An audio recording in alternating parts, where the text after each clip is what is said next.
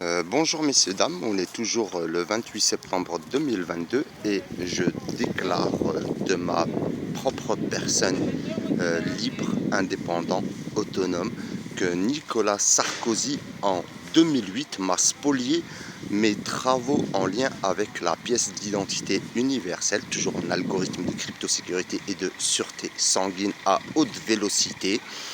Je déclare la spoliation de mes travaux et la vente des licences exploration affiliées à la pièce d'identité universelle à toutes les nations.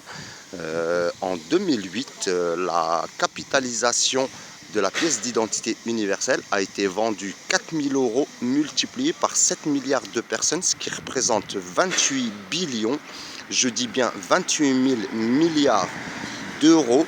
Et Nicolas Sarkozy s'est servi de moi à mon insu à l'ouverture d'une banque d'investissement en Chine. C'est tout un village, une ancienne usine de textile qui a été transformée en une banque avec à peu près 20 à 30 000 banquiers qui génèrent toute une capitalisation.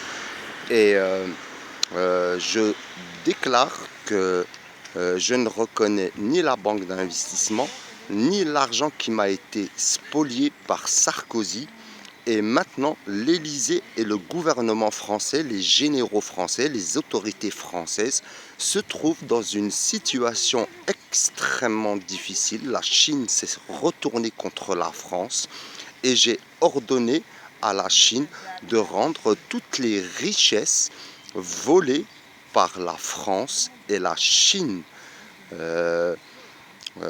Toutes les nations m'approchent durant ces dernières années et me demandent la récupération de leur argent ou la matérialisation de la carte d'identité universelle. Je fais savoir à tous les gouvernements de ce monde, à toutes les communautés, si vous travaillez avec la Chine, si vous matérialisez mes travaux, la malédiction s'abattra sur vous.